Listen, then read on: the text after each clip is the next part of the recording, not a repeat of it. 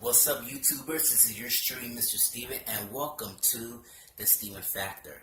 Tonight, we are continuing this series that I like to call Generation Comeback. And now, tonight's show, I'm going to review Fuller House.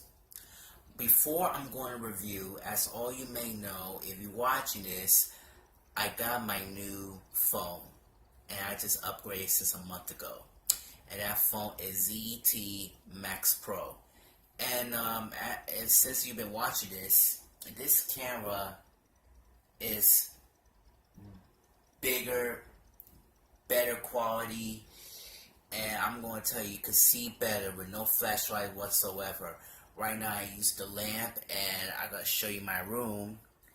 And yes, my camera is completely big. It is 6-inch. And yeah, this is completely incredible. So just want to let you know, folks, I really love my phone for the past couple of weeks, and someday I will go on a review of ZTZ Max Pro. It costs $99. So I hope you guys are looking forward to it. But right now, I'm continuing this review called Generation Comeback Fuller House. And I'm definitely going to say something about Fuller House. Okay? Now, it's been 30 years since Fuller House been started back in 1987. And the show has been canceled since 1995. And as you really know about this, I've been watching Full House a dozen times. It was great. It was underrated. The catchphrase and everything. But during in the mid-90s, when Full House is moving to Tuesday nights, it went on the downfall, and there's no catchphrase whatsoever. And that's why the storyline is, because it's about all the girls on growing up, and you know how Full House really is. And that's why Jeff Franklin is moving to the other show called Hanging with Mr. Cooper. Now, as you may know, a few years later, it's been announced they would create a spin-off sequel called Fuller House. And let me tell you something, this is even similar than Full House, but let me tell you something about Fuller House. The show stinks. Really stinks. Wacky. Bad as hell. But let me tell you, Fuller House become one of the best of the worst sequels that I watched in my entire life.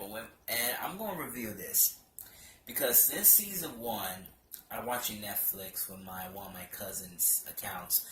Oh man, that season 1 was completely bad. It was bad as hell. And the first episode of Fuller House is that all the Tanners, all the Goblins family is stay there for one more time after the go away party, and it's been revealed that DJ's husband has passed away. And let me tell you something. This is even similar when Danny's wife passed away, and also he's related to Jesse's sister. And what the hell is going on? Is Full House 2.0 or is it a curse of the Tanner family? I was like, this storyline doesn't make any sense whatsoever. And let me tell you, that season 1, it stinks. I mean, you know how Fuller House is. It's like a ripoff on 3 Man and a Baby. And the Fuller House is like a ripoff from the first episode of Full House. So why the hell they gonna kill DJ Tanner's husband off? Did he die in a fire? Did he die in a car accident? Or he got shot? No detail whatsoever, and that's why the writers doesn't have no damn ideas. And and as you really know about this, I'm gonna tell you, the season 1 is bad. Season 1 is totally bad. And Steve shows up again, and he wants to win back with DJ, and we have a new guy who wants to fall in love with DJ during an event, and yes, DJ works as a veterinarian. So that's pretty cool. But just to let you know, this is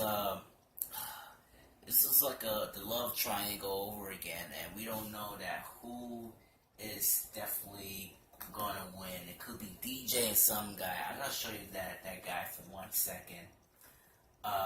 Give me 1 second, folks. Just believe me. For a house. There you go. Yes.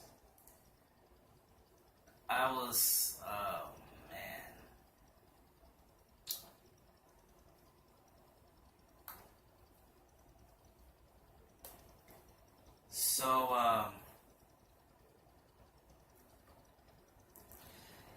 So anyways, they doing some kind of the love triangle storyline, and Steve shows up. Okay, there you go. And Steve shows up again, and he told her husband passed away, and they said, let's go something together. I say, whoa, man, you gotta take your time here. And also, DJ falls in love with some guy named Matt, who works at the veterinarian. And guess what? During between season 1 and 2, they having a big relationship together, and that was completely great. But as you may know, DJ and Steve have feelings in each other during the past. And let me tell you something. What the really? That's messed up, man. I mean, here's my situation. You know, Steve has a girlfriend named CJ, right? And now she become a fiance. And now they go out and marry her in Japan. I will stop right there during the season 3. But listen, this love triangle is completely sick. I really hate it, but it's comedy and fun. It's pretty awesome. But it's, the show is stupid anyway. But there's the other episode, the other worst episodes that I remember is that for the first time ever, when Stephanie told DJ that she don't have no kids, and she don't have no kids whatsoever because that she falls in love with some guy in London and they have sex, but something's wrong with the eggs properly, but it's really not. And meanwhile, during at the end of the show, the Kimmy Gibbler has been hypnotized with this chicken, bark, bark, bark, and the show has been ended with the credits like da da da da da, and move to the next episode. La la la la la la. I mean, come on, man. That's really you have Stephanie have expressive feelings about the legs. I mean, about Stephanie has to express her feelings about that she can have kids. And at the end, there's a stupid joke about Kimmy Gibbler's funky chicken, and that I'm gonna tell you, that season 1 is completely stupid. And you know what? I really hate it too. But you know what? Even most of the episode was about Kimmy Gibbler kissed Stephanie Tanner's lips. Wow, lesbian kiss, everybody. And even the other one, oh my god, DJ and Kimmy doing a little bit dirty dancing scene, and now they doing like oh man, they think they're lesbians in there. I was like, yo, I mean, come on, what's going on with Full House lately? I mean, this is not Pee Wee's Playhouse. Full House is supposed to be a family show, but folks, it is not. They have adult humor. They have a little bit of swearing in it, and that's how Fuller House decided a little bit more edgy and more inappropriate fun. So I'm going to tell you, Fuller House doesn't have no ideas whatsoever. Now Jesse, still sexy, good looking. Rebecca, still sexy, and she's still young as hell, during the mid-40s. I don't know how old is she. Joey Gladstone, cool, but cut it out.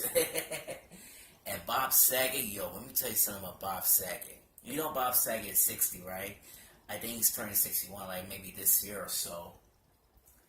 But oh my god, I remember during the episode during the Thanksgiving episode in season 2, Danny Tanner's it's been revealed that Son's on his age, so he decided to want to become young. And you say, yo, what up, my peeps? And during the next segment, DJ just say, Dad, what is wrong with you? Life, yo. And I was cracking out loud. And during that time when DJ Tanner decided to make a family photo, she can't take it anymore. And then he said, man, that girl must be tripping. What's wrong with that? And I was like, oh my god, that's... I was dying laughing that season 2. And I'm going to tell you, it was not that bad. The season 2 is not that bad. They keep it much better and better. They bring so many guests like New Kids on the Block. They have Alan Thicke from Glory Pains, and he passed away a couple of months ago.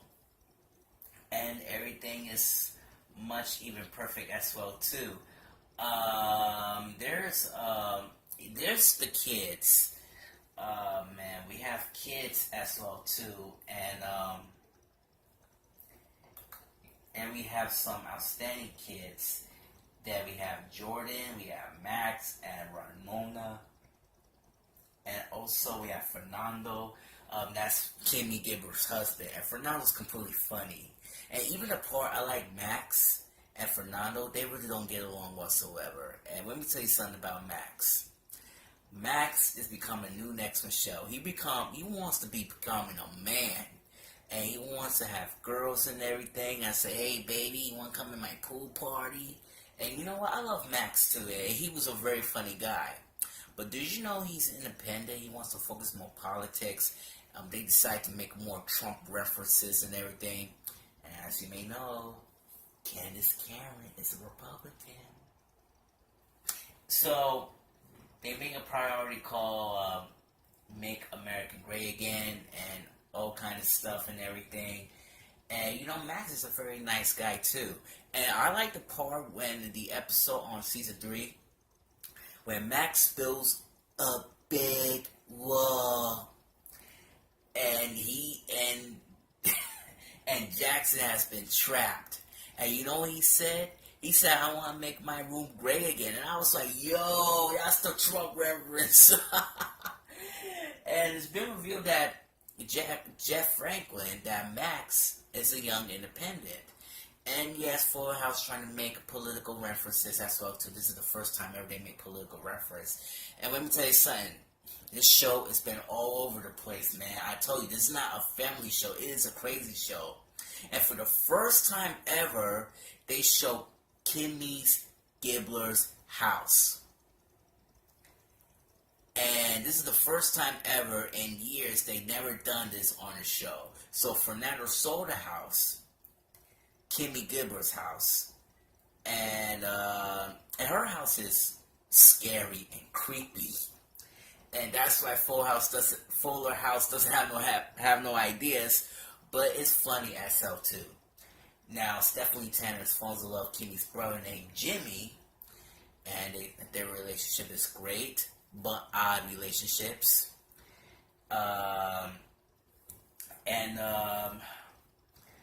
DJ Tanner, let me tell you something about DJ Tanner. I think DJ Tanner is like the next Danny Tanner. I mean, she's trying to follow like her father's footsteps. But remember, Danny Tanner's been diagnosed with OCD, but DJ Tanner has a little bit more organizer. So that's how the show really goes as well too, about this environment. And yes, but the problem is, DJ is still having a little bit of a love triangle.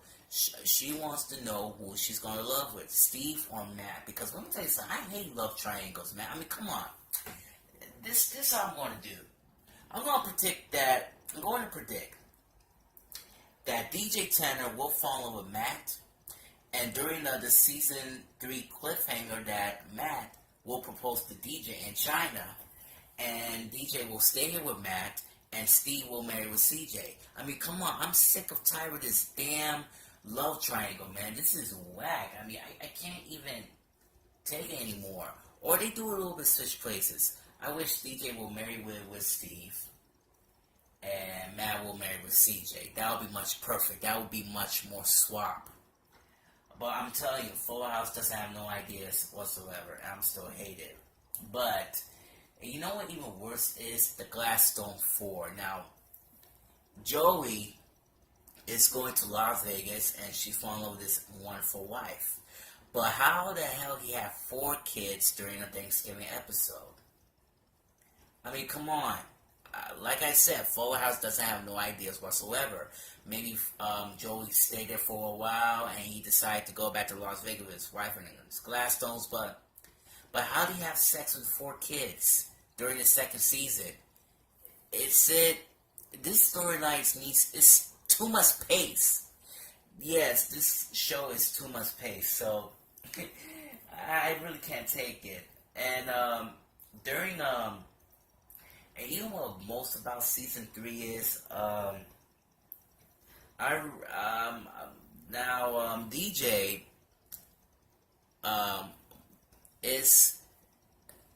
she's been love struck about between these 2 guys. She needs to choose it. I can't take it anymore. Okay, just forget it. DJ, let me tell you something about DJ. Now, DJ Tanner, or Donna Joe, she's a perfect organizer. She wants to make an outstanding, perfect family. What else? How about, she always take care of her wonderful kids. But, she's been overreacting sometimes, and even she's trying to overprotecting her kids as well too. And yes, she become the next Danny Tanner.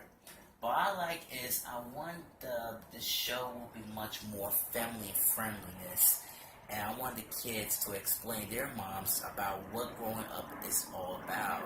And you never how old you get, but you always still be there as everything. You don't have to become overprotective whatsoever.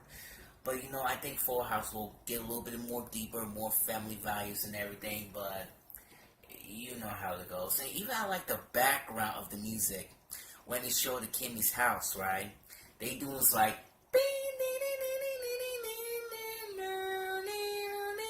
I like that music, the last part of the music. It feels like you're doing like the old reference back in the Full House days. And those two the music composer is Jesse Frederick and Bennett Salve. Those 2 legendary music composers, from Family Matters to Perfect Strangers to the Hogan Family to Step by Step. Oh wow! And Hanging with Mr. Cooper, and also they use the rights of the Brigham Warren production as well too. And listen, I like them. They're back. They trying to bring back the music, and even they update that song called Everywhere You Look from Fuller House. And it's not that bad. It's the same song, but a different singer named Carly Rae Jepsen, and she did a very awesome job too. So that's why I really love that show. Now during the season 3, oh man, the season 3's gotta be off the chain right now, because during the season 3 cliffhanger, Matt was supposed to marry DJ, and even there's a little bit shocking twist. Oh my god, DJ, get this, it's been revealed that DJ will gonna marry Steve, and I think Steve and DJ will fall in love with each other whatsoever. Oh man, I'm gonna tell you, this relationship is crazy, and there's no to be continued, so there's no cliffhanger whatsoever. I mean, no to be continued whatsoever.